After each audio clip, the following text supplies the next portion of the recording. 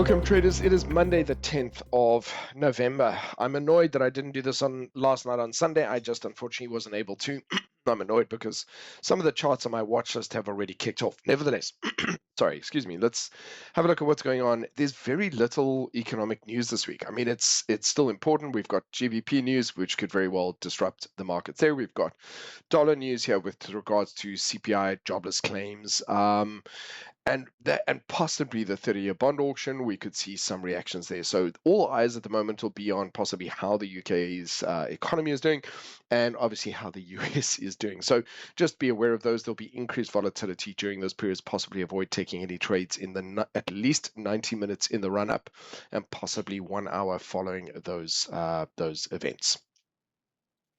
So now moving on to the charts and having a look here. So first of all, the VIX is just starting to creep up a little bit. Let's just do that. We can see it's starting to curve up a little bit over here. Within the bigger picture, it's still relatively low from a monthly perspective, but just is starting to edge up there a little bit. So just something to be aware of is it's small, but it's noticeable. Now we have the dollar index. Now this is a tricky one because for the following reasons. First of all, the dollar itself, dollar index, is stuck in a range. It is at a significant level. So $100 mark is significant historically for the dollar index. It is sitting at that level. And so one of two things will happen this week. We will either see it stay within the range. In other words, that dollar will continue to work its way back down to the bottom of the range and we'll get a weaker dollar, or it is possibly getting ready to break out. And if it breaks out, we'll see some dollar gains between now and December. So if you've followed my stuff for a while, there are times when you hear me talk about a fork in the road, and this is one of those. Essentially, we have a nice uptrend on the daily, but we are still within the range. And therefore, it's possible that price could pull back here, find some support, and then take another run and break out of the range. And then, of course, if it has, it's been in the range for a while, so it'll likely accelerate, and we'll see the dollar have some serious gains. But until we break out of that range, there is equally a strong possibility that it'll just start to work its way down towards the bottom, and therefore over the coming weeks we'll get a weakening dollar. So what does that mean for euro dollar?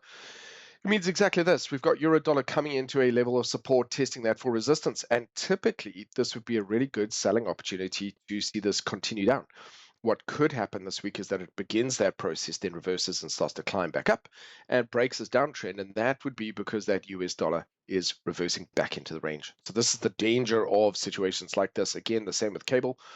GBP USD pulling back into the moving averages. Nice little bearish candle here would be a typically highly reliable sell signal and a continuation down. Just be prepared that if you decide to take a trend continuation setup here, that we could indeed actually see it begin the process, then reverse and change direction as that dollar starts to weaken. Dollar yen continues to move higher, and again, it's leaning that way. A stronger dollar does support it. There is some strong resistance where we are. And for now, I largely expect that to continue regardless of what the dollar does. Dollar Swissy stays within this range, and again, until this starts or breaks out of this range, I would just avoid it. Not just because of that, but because the Swissy pairs across the board are generally entering kind of SNB intervention territory, and that always makes us nervous all around the world because they've broken the internet before. They've broken the forex markets before, not the internet, well, I suppose, and the internet, but they've broken the forex markets before doing that kind of stuff. They can get up to some silly nonsense when they decide to take big actions. All right, so again, here we go. We can see dollar CAD pulling back. Overall, the trend is kind of working its way to the upside, but 1.4 is demonstrating some clear difficulties for it to break through, and we can see some bearish divergence. So we might actually see this start to pull back down. Then gold. So gold, what I had been meaning to say, we've got this beautiful pullback, small bullish indecision candle, and a break of the high for me would signal a move higher. It is only like not even 10:15 Monday morning, and gold has already broken through and is heading higher. So that means I've missed that window of opportunity. I had my orders in, so that's not a problem. Those trades are open, but I apologize for you guys. This seems to be a little bit of a no-brainer. And actually, this would apply to silver as well. I would also expect it to continue heading higher up there. So this week, excuse me, for sure, my expectation should be that gold will continue to head up back towards these old highs. And this should provide some relatively safe, high probability trading opportunities, again, for trend traders in the direction to the upside. Moving on to the global indices, we have overall a decent weekly trend. We have a decent monthly trend. We're not that overextended. We have pulled back to the 50 period, which doesn't happen too often. And we also produced a little bit of a bullish candle here. So my leaning at this time says that this trend should continue to the upside, especially if we obviously break the high of last week's candle. That's really what I'm going to be watching. But I'm leaning towards this trend continuing to the upside. There's no real larger or bigger picture signs of failure. One of the things I would note, though, is that our pullbacks towards the 50 have started to occur more frequently. All right, so we've got, close heading towards the 50 here, closer but no touch, closer but no touch. Here's our first touch, then we have a bigger touch, another touch, and another touch. And so we're starting to, the number of, let's call them infractions, is increasing. And therefore we could, in the coming future, we could see a bit of a bigger correction. But for now, this appears to be intact. Don't forget, of course, continued bearish divergence, multiple divergences. And so at some point, yes, we are expecting a bigger correction, and possibly it could happen at the start of January, not necessarily expecting it to happen this week. Then let's have a look at the NASDAQ. So again, NASDAQ also already looking very much as though it wants to continue to move higher.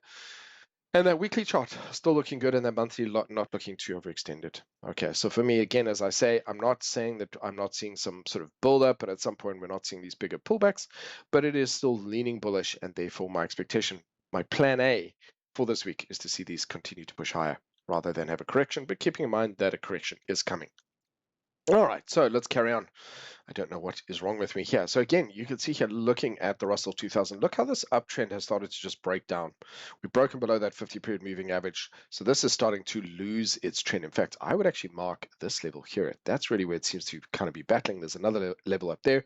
And for now, when you look at it on the monthly, you suddenly realize it's battling with previous highs. Now, not convinced that the bear run is necessarily over just yet. It's too soon to tell, but you can just see that it is starting to take a bit of a breather. So this bearish divergence combined with the fact that this uptrend has now become sideways moving markets, I'm actually expecting this market to take a bit of a breather for the time being.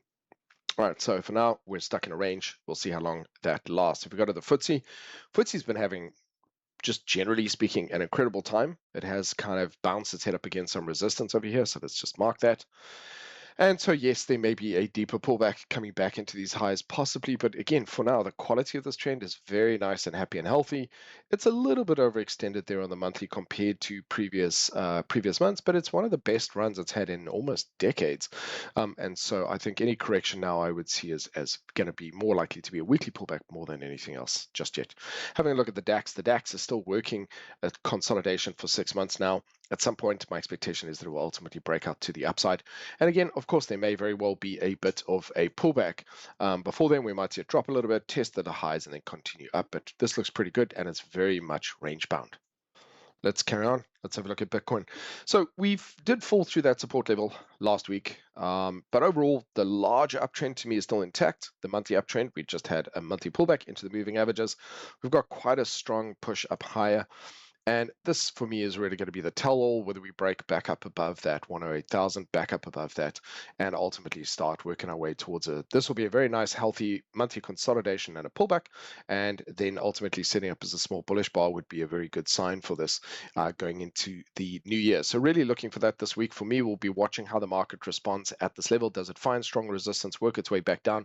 Do we finish the end of the week lower, or do we ultimately finish the week back up above this level? Because that would start to look very good for the, let's call it, longer term picture here.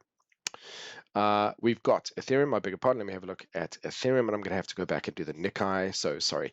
But again, here we've had a nice breakout. We've pulled back into this previous level. We're potentially going to find some support. Yes, we are on a downtrend on the daily and technically a downtrend on the weekly. So really what we're looking at here is this a monthly pullback, or are we seeing a change of trend? And a lot of that should become clear in the coming days, whether we find some resistance in this area and ultimately finish lower. Let me just go back. The Nikkei is actually supposed to be up here. Let's do that so next time that doesn't get left behind. This is just overextended. It's had an incredibly good run, the Nikkei. There's a nice gap between it and the moving averages on the monthly. So at some point, it is going to have to let off some of that buying pressure. The weekly, it's gone parabolic. And the weekly here, you can see that curve accelerating. The weekly, a little bit overextended, not so bad. And the daily actually looking really good. Just simply that it is going parabolic, which means that it's very aggressive. It's entering bubble territory now. And when I say that, I just mean the parabolic, the speed at which it accelerates. I think it still has some potential to go to the upside, but we need to be prepared that at some point when this has a correction, it's going to be quite a big one, possibly down towards that 45,000, possibly even a little bit further. So for now, this trend is remaining intact. All right, so I still expect this to continue to push higher. Let's move on and have a look at the Mango or Mag 7, whichever one you want to call them. We can see here Apple continues to trend well on the weekly. Daily looks fine. It's struggling a little bit, but overall, again, for me, for now, this trend remains intact. Then Microsoft. So Microsoft here really struggling there. And at this point, I think we can effectively call that a bit of a double top kind of a reaction. We're almost about to come down and test this level. If we break that, it's very likely we'll start to see a deeper correction. Okay, from a monthly perspective, nice big move up, consolidation, pull back into the moving averages. So I think it's fair to say 485, 480 is potentially on the cards, if not a little bit more. Amazon.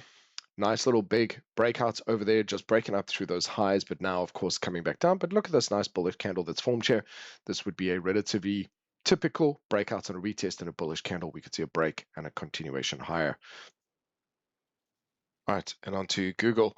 So again, nice pullback, a little bit overextended on the weekly when you kind of see this distance. And again, we could have a bit of a pullback here, but overall, okay, and again, I would say that monthly very much kind of look at the scale of these candles getting bigger, bigger, bigger. At some point, that is going to run out of steam, but it may not be there just yet. It's possibly targeting 300, and then we might see a bit of a deeper correction here. But again, this trend here looks intact, looks nice and strong. This one here is starting to show a little bit of divergence after consolidation. Doesn't look too bad, though. Again, I would say that although some of these are starting to look a little bit overextended, I'm not seeing too many signs of overextension or too many, signs of weakness with that. When you come across to something like Meta, we could see a bit of a pullback here. Okay, on that monthly, this is going to be an interesting area. This is quite a serious pullback from that perspective, but you know what? It's had an incredibly good run going all the way back to 2022, just absolutely insane. And so there's still very much a good chance that where we are now, we could ultimately end up with a bullish candle here and take another run back up at these highs. But again, this move up here and a pullback and another move and immediately another pullback is usually not a sign of strength. It means that the next move is going to possibly even be we might be setting up for a bit of a head and shoulders here. So interesting look there. NVIDIA having a really good run also, but bit of a weekly pullback here. So it's not overextended on the weekly, and yes, that could arguably be classified as a bit of a failed breakout attempt, but it's not that overextended here, and it's still in a pretty good, looking at that bullish candle here at a level of resistance versus support. This could very well be, we could find that this does another move up this week. Tesla struggling with some resistance over there. It's a little bit overextended, but not any more so than any of the others. And again, kind of a pullback down towards these levels here, 400 would still, to me, be relatively normal. Even here, a weekly pullback into those areas for now would still be relatively normal. And other than that, it just isn't doing a lot. It's been doing this for 1, 2, 3, 4, 5, 6, 7, 8 weeks. All right, just kind of going sideways, not really doing much. Effectively more of a consolidation on the weekly after this big move up. And I think that there's a fair chance it could come back down and test this 405, 400 level. And then we'll see how it holds up there. Netflix working its way back here on the monthly. Relatively nice. This is not a bad thing. I like this. It's very aggressive. Coming back, letting off some of that buying pressure. This could be a very good area opportunity for potentially even for some investors looking to acquire shares as opposed to just trading opportunities. This could be an interesting price. And then we have, let's have a look at crude oil. So crude oil continues to just that pressure to the downside. Weekly, again, moving lower here. The daily, which was interesting last week, as I was saying that would it end up changing trend or would it fail? And that the longer term and medium term pressure was more to the downside. That ultimately appears to have stayed in place, and therefore for now I still expect this to potentially take another run back down towards that $56-$55 mark. And then for you, Usman, we've got a Tesco here. Let's have a look at this again. This still looks good. I see this pulling back in. I would expect it's not that overextended here for the most part.